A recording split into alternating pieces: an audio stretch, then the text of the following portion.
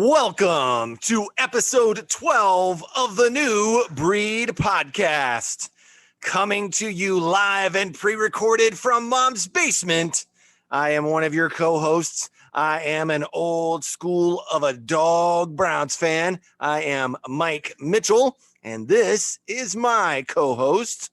I am Grady Mitchell, the son of this mental man. I am a new breed of Browns fan. You know, I love the Browns since I was born. You know, I have raised proof. into it, I have proof that you were raised into Browns fandom. and I'm proud of it. I'm proud of it. That's a good sign that you're proud of it. Yeah, I'm even proud of the 2017 season. Hey, it happened. Hey, you can't erase it. It was there. You can't erase it. Can't erase it now, but we can get better. We've proven that. We proved that last year. We can get better. We proved that this year. We're already proving that this year. And yeah, I guess you're right. We are kind of proving it this year. We're going to talk about that a lot on this podcast. We're going to start off with our recent headlines.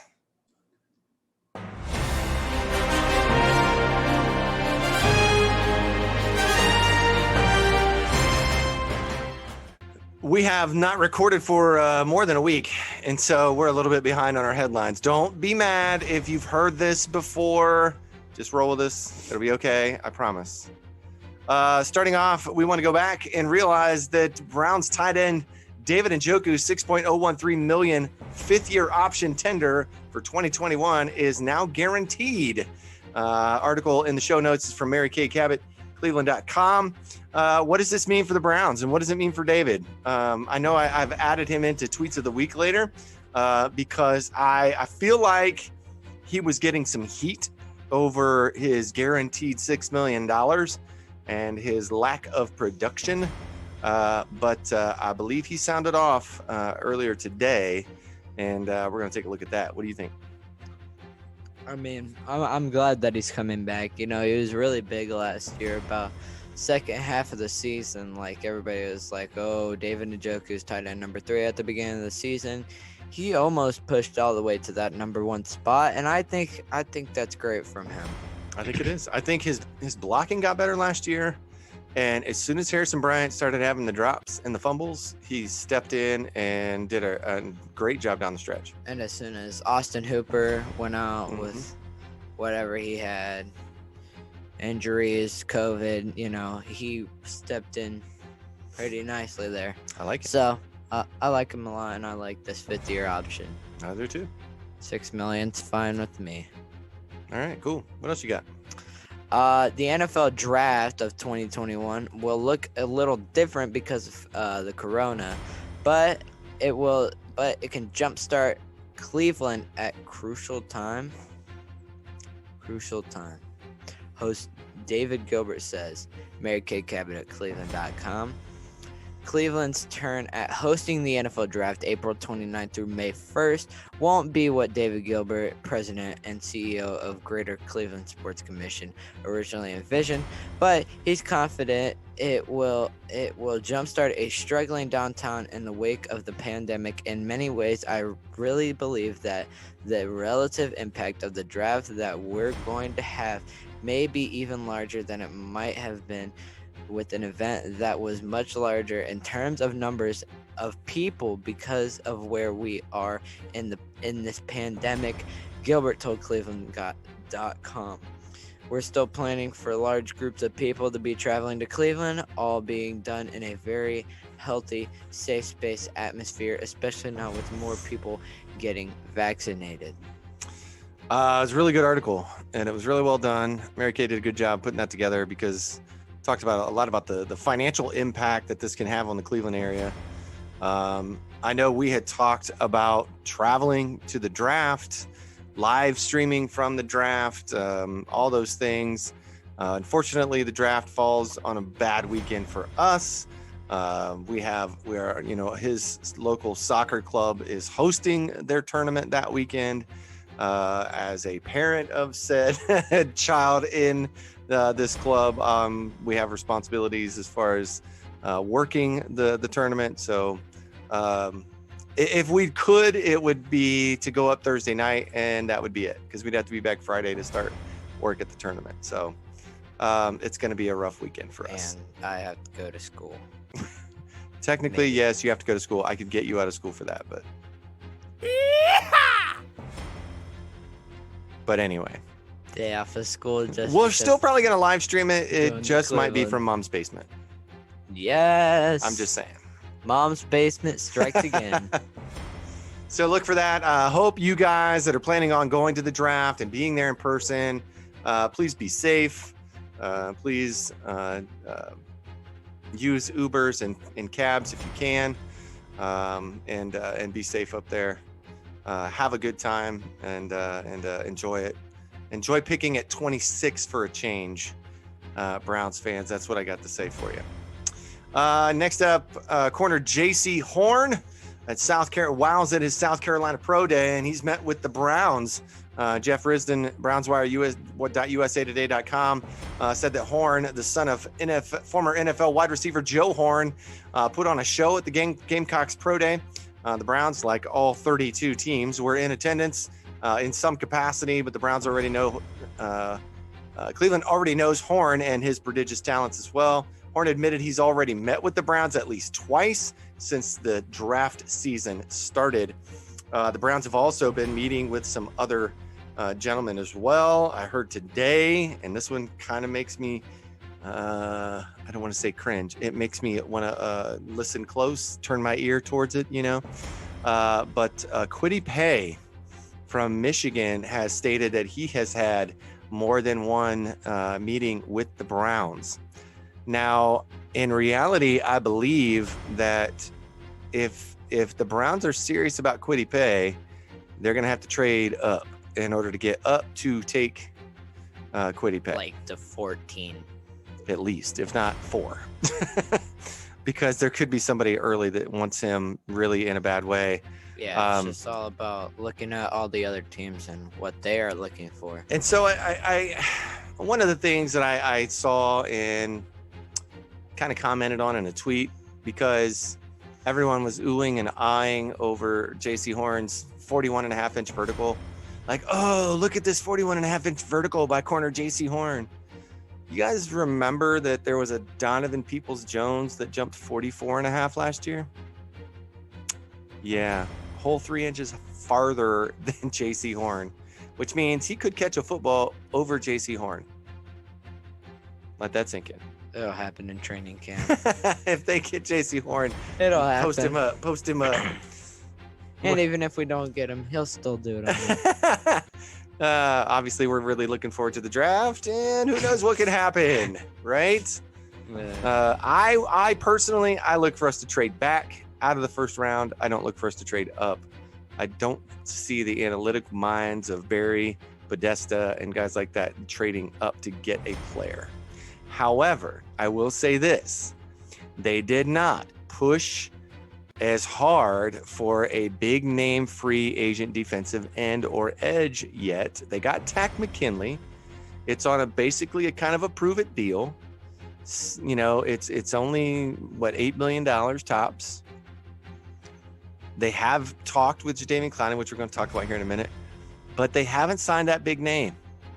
Could that mean that they're now going to leverage the draft picks that they have and jump up and take Kwity Paye, who is basically, he even said in an article today that I read that he watches and studies Myles Garrett because they are physically and athletically so similar.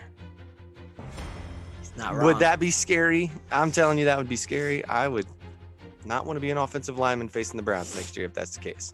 Ooh. Can you imagine? Okay, now wait a minute. Okay, I know I said reel me in, but I just got this vision of Kwity Paye, Sheldon Richardson, Malik Jackson, and Myles Garrett. It's 3rd and 12. You're on your own 5-yard line. You know you got to pass. If I am a quarterback, I am crapping my pants. What? How can you? I don't even know what to do at that point. Your pants are going to be full at that point. They don't have you can't just double pure every terror. one of those guys. Just pure terror. Which one do you double? Do you double Myles? then those other three are going to eat your lunch because they're going to have to go one-on-one with somebody, and each one of them can win a one-on-one. You double yes. You take your tight end and running back and fullback, and you take every single player. Okay, but then you got two. block. Then you got two people running a route, And maybe one, and he's going to be guarded by 5 guys. yeah, Anyway, we're gonna be running Anyway, behind. I went rogue. I told you not to let me do that because this is going to be a long podcast. But reel me back in. Get to the next article. The Browns' early report card for most impactful offseason decisions. Alex Ballantyne at BleacherReport.com. Signing John Johnson III. Grade A. I Give it a like grade that. Signing Troy Hill an A-. Oh, okay, I still see that. Yep. And going the cheap route at defensive end for Tack McKinley at a grade C+. Which I can see that based on his production over most of last season, which waned at the end, a lot more at the end. He only had really one good game early on. So I can see that. But he was also unhappy in Atlanta, didn't really want to be there. So I can see that. But he wants to be in Cleveland. It's true. And he's right. He wants to show up. He's ready to like make a name. Yeah, but Isaiah Wilson isn't. Yeah, that's a whole nother story, man. That Let's file that under things like trading Baker for Deshaun Watson in the yeah. I'm glad we didn't go there categories. Yeah. Because Isaiah Wilson got signed by the Dolphins, was looking for a new future, and then didn't go to practice meetings and got Missed the doctor's appointment. And, yeah. poor He's- guy. He's got some other things going on, so I certainly hope that Isaiah finds what he needs to find. Maybe playing football isn't what he is ever dreamed of and doesn't want to. Which, hey, Ricky Williams, he didn't want to play football. He did to make some money, but it happens. Next article comes from Dan Labey at Cleveland.com. What we've learned about the Browns and Andrew Berry's approach to roster building in free agency. I really liked this article, and again, it's in the show notes, but he breaks this down into things that we've seen this front office do and where it's gone. So his first notice is timing matters. Significant free agent signings under Berry have generally fit a particular mold. Tight end Austin Hooper and right tackle Jack Conklin last year and John Johnson III this year were each successful players moving in line for their second contracts. So they're fresh out that rookie deal. They're ready to be a free agent and to make some money, and he's snatched him up. Look for that, hopefully again next year. When you look at free agents, start looking at who's coming off their rookie deal. Another one is stack them up. Barry didn't hesitate to stack positions in free agency and the draft. He signed Hooper, but drafted Harrison Bryant a few days before picking up David Njoku's fifth-year option. He added 2 safeties on one-year deals in Andrew Sendejo and Carl Joseph, even before drafting Grant Delpit. So I guess what he's saying is just because he's signing edge, he's signing Tack McKinley, he's signing Malik Jackson, he's signing. That doesn't mean he was not going to draft one. Especially safety and corner. I can totally see that, especially maybe a linebacker. I could see that. Signing Troy Hill. Right. Versatility matters to this front office. Just like with Kevin Johnson a year ago, the Browns signed a player who can do both. Ideally, the other outside corner opposite Denzel Ward takes care of itself, with either Grady Williams turning into the player envisioned when John Dorsey took him in the second round or in the draft. If the right player lands at 26, maybe. But if the Browns find themselves in trouble, at least they have a player in Troy Hill who can slide outside if injury or poor performance dictates. Troy Hill, when we signed him, he had a better grade in the slot nickel than he did outside, but he has played outside. And when I noticed his basically skill set, I was like, that makes absolute sense because they want a guy that can play anywhere. Another one is follow the breadcrumbs. Barry does not tell us much, but actions speak louder than words. Last year, Barry left 2 obvious holes going into the draft: left tackle and safety. He addressed both with his first 2 picks.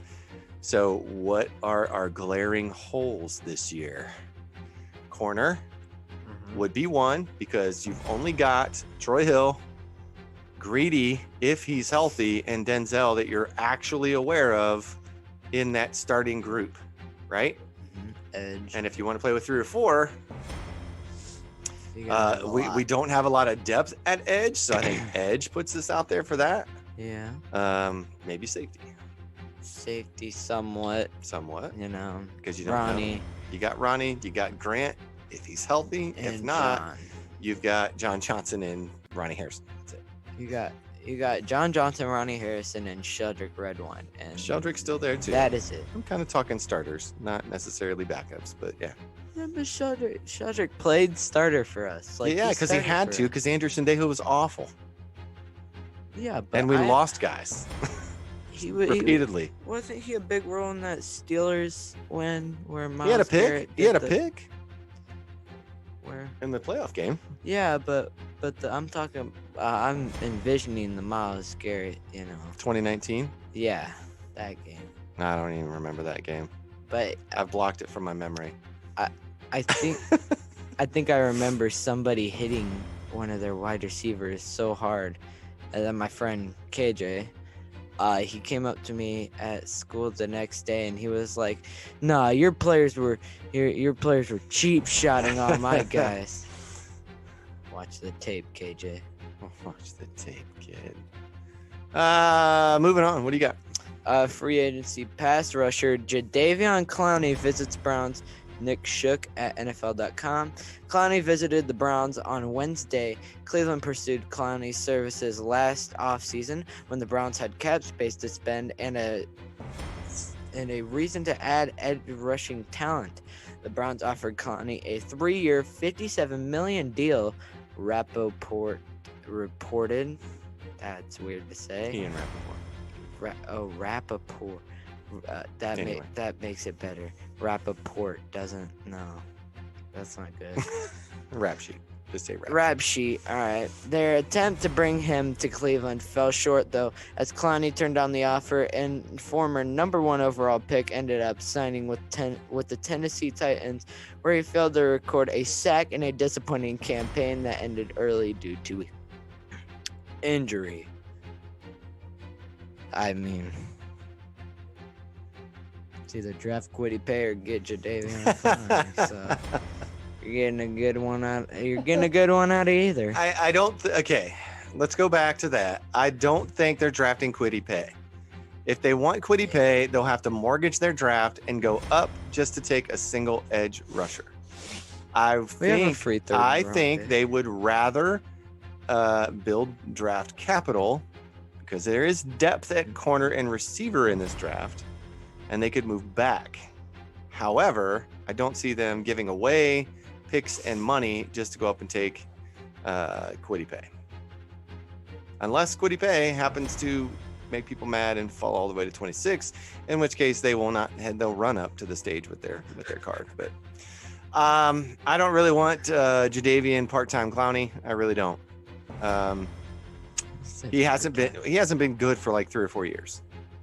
He was good when he came into the league. He was good when he first came in. A lot of hype. I'm not quite sure that he ever lived up to as much hype as he got, but I think that he's talented and he's big, he's fast, he's all those things. But there's just something about him and the lack of what appears to be desire on the football field that I just don't think we need in our locker room. I think it was a sit down face to face. Let's see where he stands. We didn't get the chance to do that last year. We put a big dollar value out there for him last year, and he never came up with a single sack, and his season ended early due to injury. I don't want that guy on my squad. I just don't. I don't see a place for him. I don't think a need for him. And I know Colin Cowherd came out today and said, well, if Clowney signs with the Browns, then they're a top 3 team. I don't think so. I don't think Clowney makes a difference.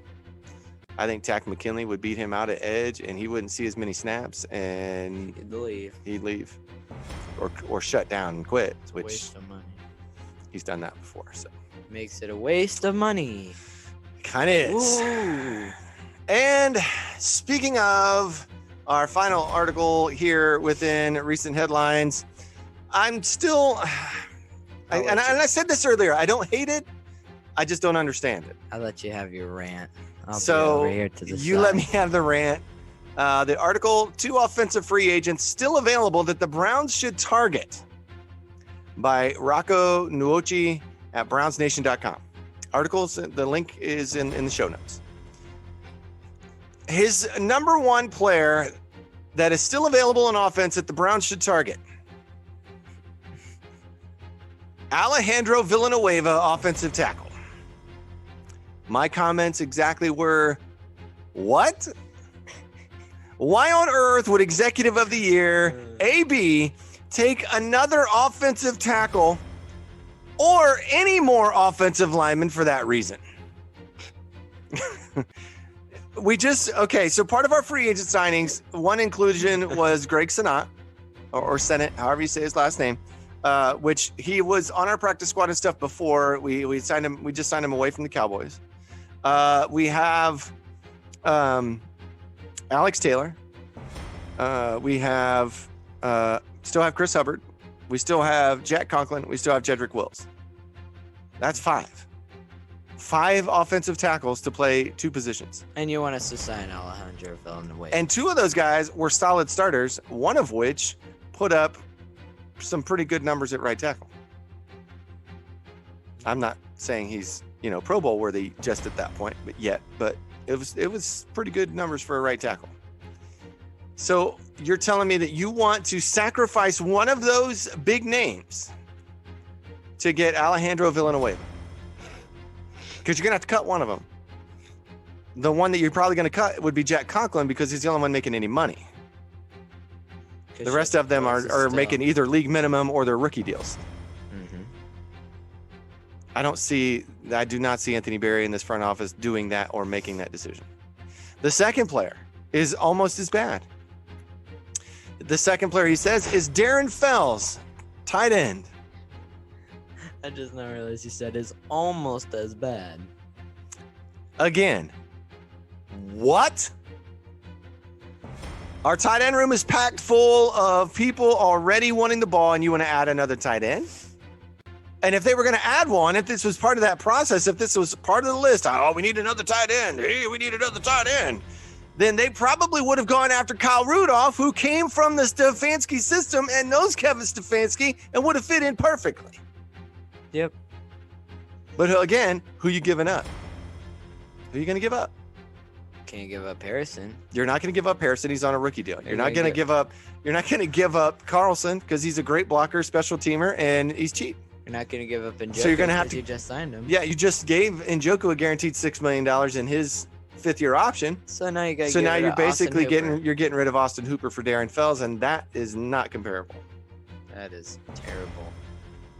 That's like when you cheat off of somebody's paper, but you literally make it so obvious to the point where even you realize it. I said this earlier. I'm not a writer. I'm not an analyst. I don't get paid to sit around and study the Browns and study the moves and study the NFL. And even I know that both of these are awful. They are awful. Like worse than Colin Cowherd takes awful. It's true. It's horrid.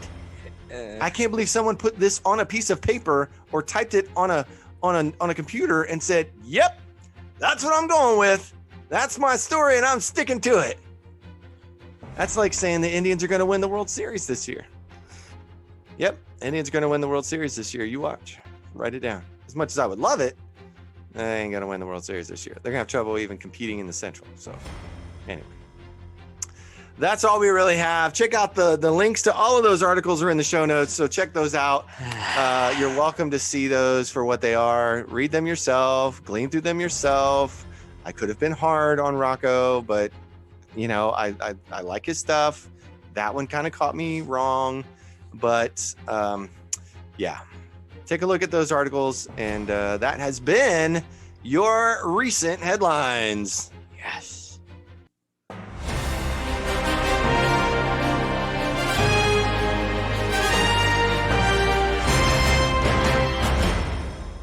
So can I introduce myself? Absolutely, go for it. So here on the This is your baby. Here on the New Breed podcast, this is my segment now. This is my all rookie team of the year. This past year, 2020. As much as it was terrible, the rookies weren't. And here are the players who really, in my opinion, weren't that bad. So at quarterback, I have two players for each position and some honorable mentions. Quarterback Justin Herbert, and behind him is Joe Burrow. I think Joe Burrow would have won offensive rookie of the year if he didn't get hurt. Sucks that he got hurt. He's a really good player, good guy, everything. Running backs are Jonathan Taylor and James Robinson. No, you could put maybe Clyde Edwards-Helaire out there, maybe. Anybody else really? The one guy. Cam Akers.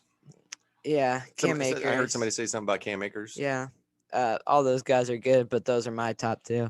Wide receiver, obviously Justin Jefferson, and for my other one, I was between CeeDee Lamb and Chase Claypool. Chase Claypool put up the stats and took over, and Pittsburgh really carried them to their 11-0, really. But CeeDee Lamb, he has a spot in my heart. I loved him ever since the draft, and it's just great, man. Yeah, and he made some really good plays. What you fist pumping?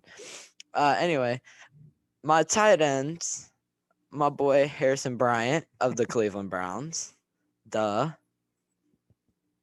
Had a better first half than the last half. Yeah, the last half wasn't as good. But you know what? He still did better than my second one, Cole Kmet, which he really didn't show up, although wasn't he drafted before him? Oh, yeah. Yeah. There's a lot of tight ends drafted. Harrison Bryant just went over everybody's head, and Harrison Bryant ended up being the better one. Now onto my offensive line. My left tackle is Jedrick Wills of the Cleveland Browns. Yeah, that's enough explained. Yeah, you don't need to know more. Left guard Kevin Dotson. He's just up there with the guards. I really didn't have anybody else, but once I started looking at them, like, oh yeah, I noticed those names that and like those guys started, so pretty good. And Tyler Biadasz. Sure. The center for the Cowboys. I assume he stepped in for their whole dumpster fire. Yeah, but he probably wasn't their worst offensive lineman out there on the field at all times. That's a good thing. My right guard is Michael Onwenu of the Patriots. Michigan guy. Did really good. He was drafted in like the 4th. He was drafted really late. Tom Brady. Out of all the linemen that you mentioned here, he's probably the highest graded lineman of the group. Yeah, I think he is. A guy who's close to him is my right tackle, Tristan Wirfs. Yeah, he was solid offensive line. He was the highest graded right tackle. I could totally in the rookies. But he was the highest graded. He was almost the highest graded right tackle behind our boy Jack Conklin. I think he was higher than Jack Conklin. No, rating. He wasn't. He was second in PFF grade. Just gotcha. Letting you know, okay? So. But I'm sitting here looking at this offensive line of all rookies, and holy cow, you could beat the crap out of people with that group. This whole team, you could beat people with. Well, that's true too. Go to your defense. My defense now. My interior defensive linemen are Derek Brown and Raekwon Davis. Those are names that have been tossed around, and they really showed up this year. Edge, of course, Chase Young. Have to have him there. Alex Highsmith stepped in for injuries in Pittsburgh. Linebackers, Michael Walker. Now, you may be surprised by this, Atlanta Falcon. He was actually a higher PFF graded than any other linebacker any other rookie linebacker in the league. And my next guy, Patrick Queen, was actually one of the lowest graded PFF players, PFF linebackers from this past year. So, but he showed up. He got the starting linebacker spot in Baltimore, and they'll pay him his money, and then he'll go nowhere, and then they'll just have no money left, and then. Well, at least he's not playing wide receiver. Yeah. In Baltimore. Anyway, my corners are L'Jarius Sneed and Cameron Dantzler. Obviously, once again, heard names. Good guys, good football players. There's no real explanation for any of these other than the fact that they're good. They're just all really good players. And my safeties, Jeremy Chin and Antoine Winfield. Obviously, Jeremy Chin showing up great for the Panthers. I mean, although their offense couldn't get it done, he really did. And along with Derek Brown, those are two good guys on that Panthers squad that'll be high-graded players for the next 4 years. And Antoine Winfield, doing the little peace sign on top of Tyreek Hill in the Super Bowl. You just gotta have balls to do that as a rookie. Really, you just gotta. I don't know how he didn't pass out in the middle of the field doing that. I didn't know how he go. But my kick returner, our boy Donovan Peoples-Jones, and the kicker. Do I have to say it multiple than one time? Rodrigo Blankenship. The spectacles Lego building man. That dude is crazy. I saw him build his own lightsaber on TikTok. That dude is mental. He's a dude, man. Solid kicker too, though. Yeah, he's a great kicker. I don't know what you mean. Dude, I could go on for hours about Rodrigo. That's my boy. Not Cody Parkey? Well, Cody Parkey, he made all of his field goals this year, but Rodrigo is a different breed. I mean, I'm the new breed, but he made all of his field goals. But Rodrigo, yeah, he did. Really? So he just missed his extra points. Bears fans. Anyway, Bears fans. I think that's a good list. I'm excited that you put that together, and yes, I've been working on it since Sunday. Yeah, Sunday. You've put some time into it. You've got some names out there. Maybe. Sunday into Monday, then I kind of gave up on it until yesterday and today. But it is what it is. I've been thinking about it though, so we've been planning to do this since episode 8. Yeah. But I think it's really cool. But yeah, that's my team. So tell me how it is in the comments. You can judge me. Wow, you are opening it up for judgment. Yeah, because I don't care. You can judge me all you want. I won't care. Maybe you need to be a sports writer. Yeah, exactly. No emotion. Hot takes. No one cares. All right. Sounds good. Good job. Just good. Like you and the whole Alejandro. Right, exactly. You can write all the Alejandro Villanueva articles you want. I don't care. So moving on, after your whole new breed all rookie team, we're going to head out to, obviously we have to talk about it, our free agency fire. Who we've signed, who we've re-signed, and players that we've lost, players that are still out there, what's going to happen, who knows. But I say that part of our free agency fire, I say we start with who's the new additions. If it isn't Love, yeah, let's go there.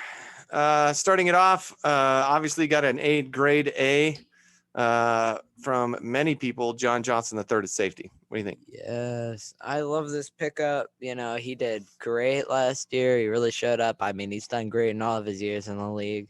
He had a great game against the Browns. I've seen some highlights from that game. That just the highlight reel that everybody's showing of this guy. I love it, and especially if you're going to be playing three safeties, put that green dot on his helmet, and you are ready to go. Yeah, I think people are missing that. He actually wore the green dot in St. Louis, in Los Angeles for the Rams last year. He called the defense, and I would not be shocked if Joe Woods puts that sticker on the back of his helmet and has him call it again. He could probably be on the field every play. Probably would not come off, and he's going to be that general that calls things from the back. Troy Hill, corner, Rams. Again, I think similar, better grade than probably most of our corners, if not all.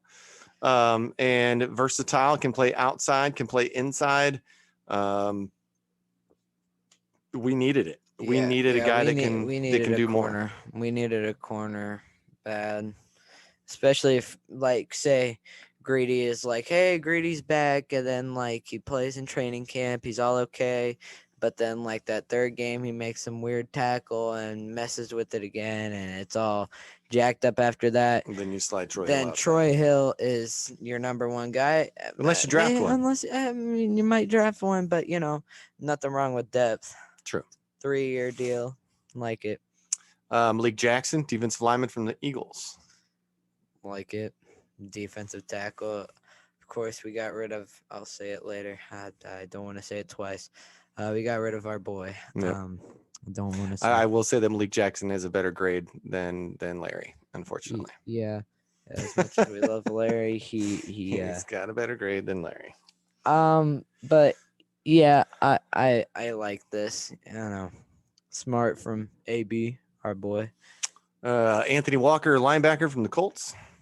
Yeah, you know, depth, I guess, and he's pretty good. He's a good leader, hype man.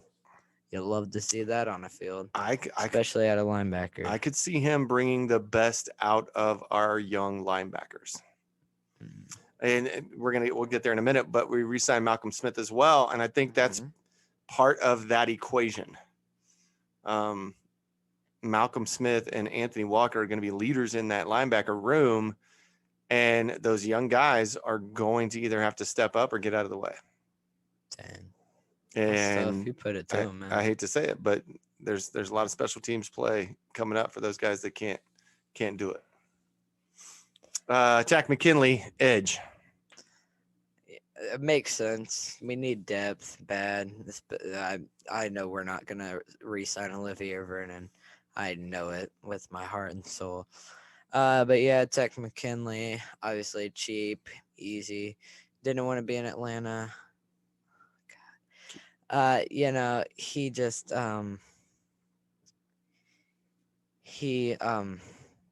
it just made sense for him to come to Cleveland, to be honest with me. Oh yeah, he needed to get out of Atlanta. He needed a better situation, and he needed somebody to put a prove it deal out there. And I think what struck me was when he talked to the media, Tag McKinley was talking about being wanted by the Browns. He said they made claims on me on waivers. They tried to trade for me with Atlanta. They wanted me. And the fact that it never happened was kind of heartbreaking. And now in this free agent cycle, I'm surprised he didn't come for less money. But I think that what they offered him is what they offered him. And he's like, yep, let's go. I'm interested to see what he comes in at as far as weight. Is he going to be closer to 270 or is he going to be down to the 240, 230, which is what some people had him listed at? He's going to have to be a little heavier. He's going to have to play that heavy edge opposite Miles. Miles is 270, so he's got to be in that range somewhere. But should be interesting. Got to be strong enough to play across. Those new additions make our team better. Definitely. And they're all defense. And then you've got some interesting re-signs. Yes, one of which is Rashard Higgins. Clapping for Rashard Higgins. Hollywood. The only question mark I have, and don't get me wrong, I'm a Hollywood guy, but what are you gonna do in your receiver room? Are you basically gonna try to run it back with OBJ coming back, and that's your receivers? You're gonna draft one. You've got Cotterell Hodge who's got a tender, and you also re-signed JoJo Natson, who really never got a chance. So I get that one. I understand that one They played special teams. for a minute until he got hurt. That's Yeah. what I'm saying. JoJo Natson didn't even play hardly at all. And he didn't even play on the field, but he's that burner guy. Yeah, supposedly. So we'll see how he does They coming didn't back from even play injury. him. Again, I already said they re-signed Malcolm Smith, re-signed Cody Parkey. Obviously, you need a kicker. May not mean that we don't draft one. Yeah. We have been linked to Evan McPherson of Florida in the draft. And then also re-signed Elijah Lee at linebacker. Depth and special teams. I found that one interesting. Depth in his. He's obviously a special teams guy. He always has been, but No offense, but there's depth out I there. don't think he's getting a starting job. But I don't think so either. I mean, if COVID hits hard, then Mac Wilson and him are about the only guys that'll be out there. I don't think he'll get catched with it. Caught with it. No, probably not. Players we lost. Larry Ogunjobi went to Cincinnati. Terrence Mitchell, corner Money Mitch, went to Houston. Cornerback Kevin / corner Johnson went to Tennessee. Defensive tackle Vincent Taylor went to Houston. Offensive tackle Kendall Lamb, and the best pass catching big man of the year last year, went to Tennessee. Also not shown, Tavier Thomas signed with Houston. Tay Davis signed with Houston. Houston and Tennessee show here tonight. Yeah, except for Larry. Where a lot of those guys went. I get to see Larry twice a year. Yeah, we still get to see Larry twice a year. I like it. Players that are still out there: defensive end Olivier Vernon, linebacker BJ Goodson, safety Carl Joseph, which, man, I really wish we would bring him back. And safety Andrew Sendejo, no thank you. Wide receiver Taywan Taylor, no thank you. Wide receiver Marvin Hall, no thank you. I think we're full at receiver, especially if we draft one. Only person there that you sign back is Carl Joseph. I would sign out of that list. I would sign back Carl Joseph if the deal was right. Everybody else, I don't have room for. Sorry. If you had to sign another one, BJ. Sorry. If you had to, what would your pick be? Mine's BJ. No, because we're already full of linebacker. Well, then we're probably not even going to draft one now that we got Anthony Walker and picked up and re-signed Elijah Lee, because you still got Taki, you still got Malcolm Smith, you still got Mac Wilson, and Jacob Phillips. That's a full linebacker room. 6. That's math. That's a full linebacker room, especially when you're only going to have 2, possibly one of those on the field at a time. So I said a lot of those guys are going to play special teams. They better get used to it. Better not cry about it. That's all I got for that. Moving on to tweets of the week. I'll start it off. Would you like to start off our favorite segment, yours and mine, tweets of the week? My boy Bakes at Baker Mayfield, the Bakes, whatever you want to call it. Bake, shake and bake, Parker, anything you want to call him. Parker. At Baker Mayfield, he tweeted out, at Call Me Wood, what are we doing, Hig? And Wood comes back with, let's run it back. And Baker comes back with the gif of him sliding in place to take a picture of Higgins' touchdown celebration at the Titans. That was sick. The whole slide. That was beautiful. They obviously have a connection. Yeah. And I'm not sure where that comes from. I'm not sure where that started or how, other than as a rookie, Higgins was the only person he could throw to, maybe on the sideline or something. But he has a bond with Higgins, and I don't know where it comes from or why, but Higgins is a good receiver. Well, yeah, but he's really good with Baker Mayfield. Yeah, that is true. I'm kind of happy for Hig because If he would have signed somewhere else, I know he's talented, but I don't see his he might production not have rate. been a number one, and then get pushed back, and then not get thrown to, and Like then what's happening like right what now. happened. But at least he's How many getting thrown times to. the Browns have tried to do that to him, right? Since drafting Yeah. him, moving on But from we still him, throw to him. re-signing him to the practice squad, then moving on from him again, and then bringing him in, and then he's getting the starting job. Anyway, next up, at John Hilberry. If Andrew Barry was GM of the Indians, he could have gotten Lindor to stay for $15 million a year. I love this tweet because I so wish Andrew Barry could do both. Because I believe the Indians front office is a joke, and we don't want to win. We just want to save money. Put on your red look nose. for your beer prices and concession prices to go up every year steadily, even though we won't pay any players to stay. Anyway, Yeah, now the Indians are bad and the Browns are good instead of reverse. Dogs and cats living together. It's mass hysteria. You want the next one? Yeah. The Browns are signing interior defensive lineman Malik Jackson per rap sheet. My bad. At PFF is tweeting this. Jackson has a 72.8 pass rush grade. Pass rush grade. I was saying pass rush grade since 2018. That is 19th, and that is what we love to see at the Browns. Yeah, that tweet's in there just because it highlighted his 72.8 pass rush grade since 2018. I loved it. We're gonna get to some fun ones here. And one of the guys that I absolutely love following on Twitter at fan of the land 13, artist formerly known as Whoopty Hell. When you see the hashtag Browns upgrade their defense that already picked you 4 times in a playoff game, and with it he has this GIF of Big Ben sitting in the stands at a Penguins game, kind of with the what kind of look on his face. It's so awesome. It's absolutely awesome. And there's more from the artist formerly known as Whoopty Hell here in a little bit too. Go with this one, Grady, because this one's so interesting. All right. You ready for this? It's long. At Everything Cleveland, hashtag Browns core below age 27. Players that are below age 27 that are a core of the team. All right.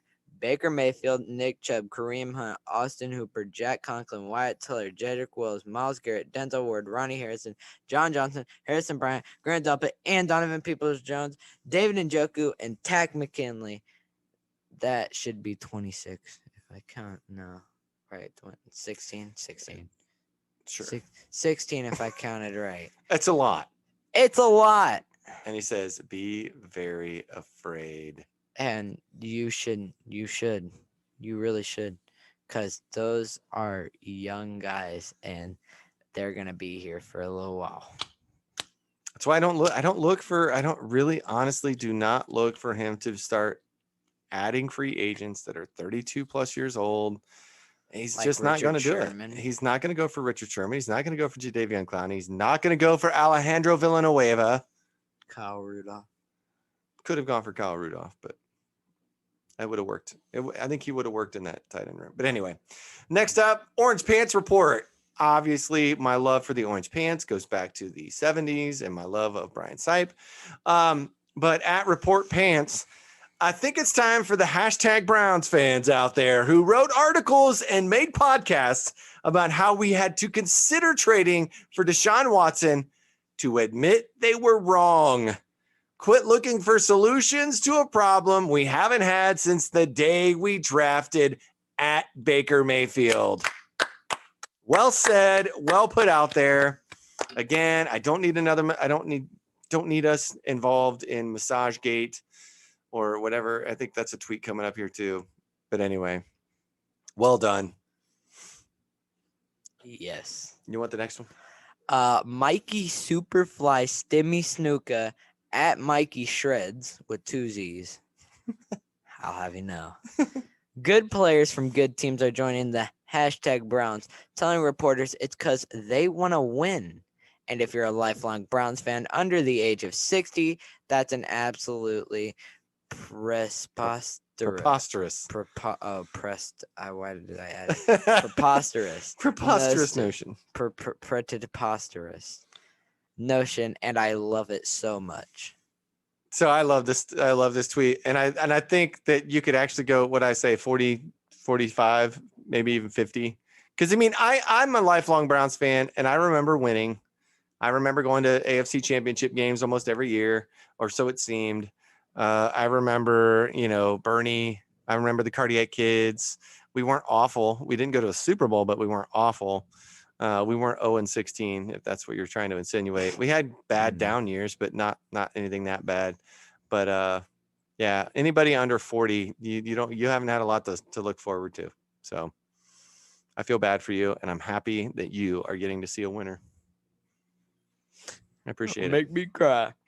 PFF Fantasy Football at PFF_fantasy listed 3 players who were best or tops in yards after contact or yards after a broken tackle. I can't remember which part it was now.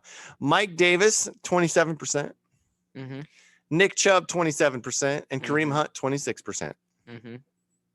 Yeah. 2 of our running backs at the top of that list. Could you say that again, please? Yeah. Mike Davis, 27%. Nick Chubb, 27%. And Kareem Hunt, 26%. Oh, wait. 27% of the time, you don't tackle him on the first try. Wow. Two Browns running backs? Yeah. Both of them? Yeah. Both of them? One was over 1,000 yards rushing, and the other one led the team in receiving touchdowns. How about that? That one still hits pretty hard. I don't know that I like that stat, but hey, it's there. What do you got? PFF at PFF. Teams with an excellent grade in free agency. The Browns, and then the Broncos. Well, the Broncos, and Washington. What the football team? I swear every time I see it, it looks like WTF. And did you hear that they're thinking about keeping the name? Really? They're thinking about keeping the name Washington Football Team. Team. Good luck all of a sudden, because when they were the Redskins, they had the 2nd overall pick, and now they went to the playoffs. They also won a lot of Super Bowls as the Redskins, by the way. Well, anyway. Okay. Okay, then. Wasn't necessarily bad. Screw luck. History. Wasn't We're necessarily talking about bad the luck. present now. But if they keep the name Washington Football Team, I'm gonna just call them Laugh. What the Football Team. Because every time I look at it, it looks like WTF. But it's What the WFT. team? What in the football is this? What the is going on? Anyway, Nick Carnes at Carnsy's 817. The Rams secondary was one of the best in the league last year. The Browns was one of the worst. Naturally, executive of the year Andrew Berry just signs John Johnson and Troy Hill away from them, taking the offseason by storm. I agree. Absolutely agree. Nick Carnes also said this. Nick Carnes also said, funny how it's Chase Claypool calling the Browns out after a loss and getting into bar fights, but Odell Beckham is treated like the distraction. Now, I saw something today, and it was Juju is a diva, and Odell is a, I don't know, like, team leader. But the guy on TikTok, I love him. He's a Browns fan. He said, he really explained it well. He posted a clip of Nick Chubb and Odell talking, and Odell goes, man, I really just want to score a touchdown. And Nick Chubb replies with, I just want to win. Yep. I love Nick Chubb. And that's it. And he said, so how is Juju a diva just for making some stupid TikTok dances? Is Terrell Owens a diva then? Oh, he was totally a diva. Because he ate popcorn. Oh, no. So many more things. That's my he pulled a Sharpie out of his sock and signed the ball that he scored a touchdown with and handed it to a kid in the stands. He stood on the star in the middle of Cowboy Stadium and celebrated a touchdown. Come on. Total diva. He held out for a contract and was doing sit-ups in his driveway while reporters surrounded him. That's a diva. Oh, I remember that. I remember Yeah. seeing that. The train wreck in Pittsburgh is continuing, and artist formerly known as Whoopty Hill at Fan of the Land 13 says hashtag Browns having a quiet offseason. Meanwhile, the train wreck in Pittsburgh continues. I remember the picture you sent me, and it was the Steelers right now, and it was a dumpster fire. In the rain. It was more than a dumpster in the fire. rain. It was literally a dumpster on fire floating down a flooded river. It's exactly what they are right now. Chase Claypool's getting into a fight in a bar. I don't know. Was it in Canada? Or would they say excuse me and sorry after they were done? I don't know. Oh, sorry about that. Oh, sorry, eh? Sorry. Sorry, eh? I didn't notice you there. Sorry about the fight. And he also tweeted, if some media members ran the hashtag Browns, they would have traded Baker for Watson, and we would have been in the middle of Massagegate. Massagegate. I can't speak today. Massagegate. There you go. Maybe I should have hyphenated that. So gate. I don't know how much of the stuff about Watson is true. I don't know how it's going to go. I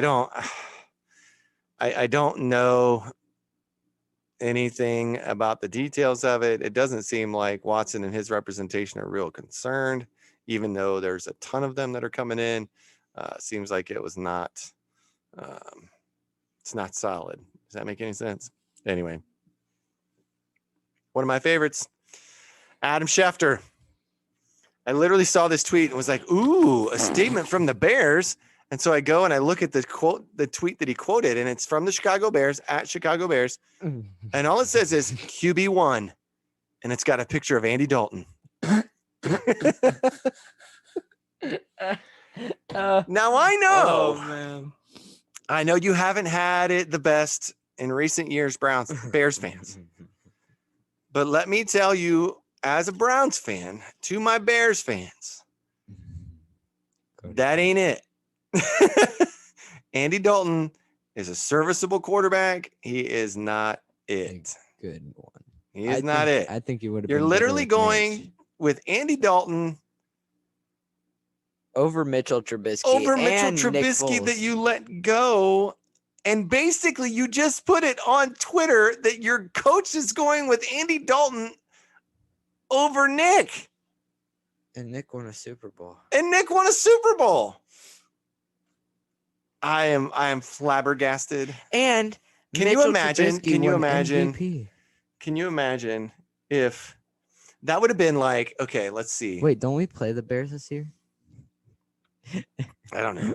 That would have been like if we would have placed a tweet and had, I can't even think of his name. I'm so drawing a blank. What? If we would have sent out a tweet preseason ahead of the season before the draft and had Deshaun Kaiser QB1, it's equivalent, dude. I'm sorry, it is. I mean, maybe he's not that bad, but he's the backup. It's what I'm thinking. Well, It's what I'm going. It's what I'm rolling with. Where even is he now? He was with the Packers and they drafted Jordan Love. So now he's gone. Yeah, I don't even know where he went. I think he's done. Anyway, what do you got? This is one of your favorites. One of my favorites because I think David Njoku was getting some heat.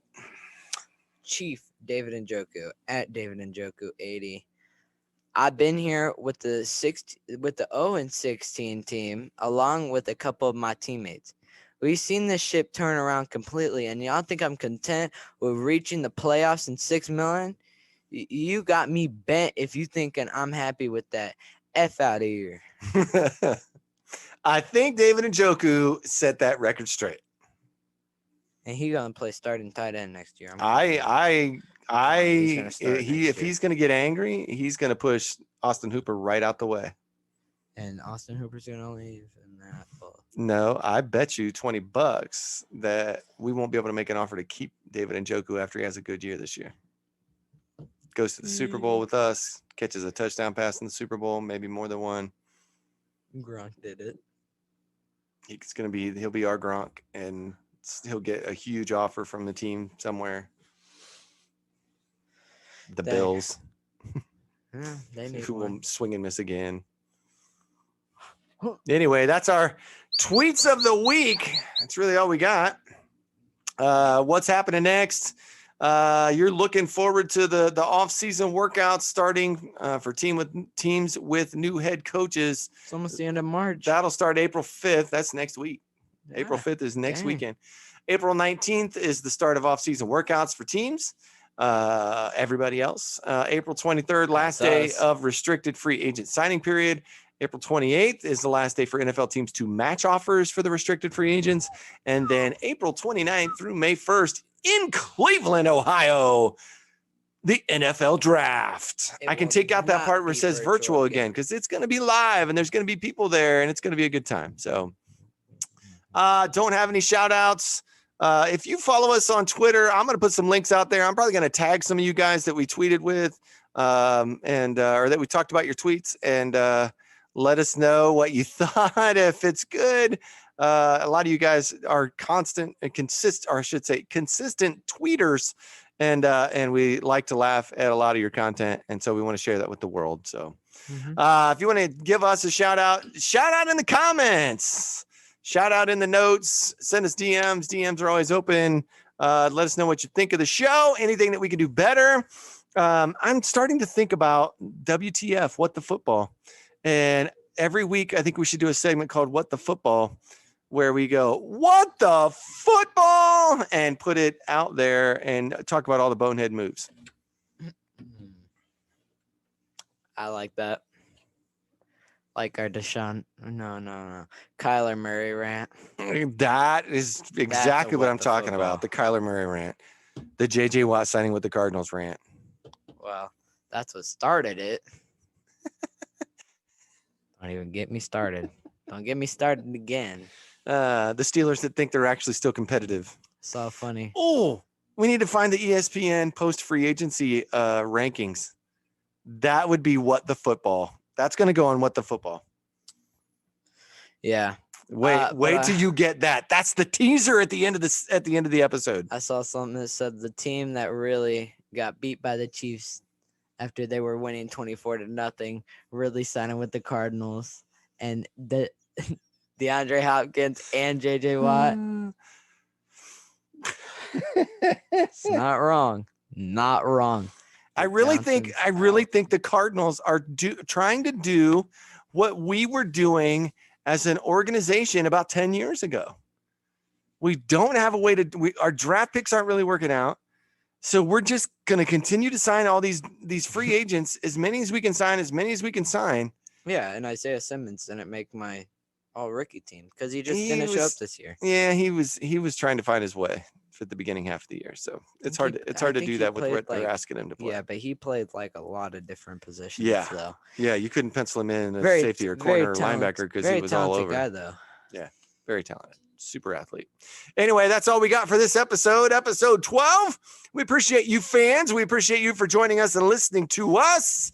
And so for the New Breed podcast, for Grady Mitchell, I'm Mike Mitchell. Be kind to somebody. Let's go Browns. Don't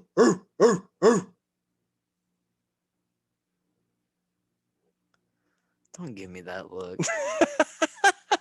Have to do what you barking every week. You even do it outside of this. I don't want to hear it.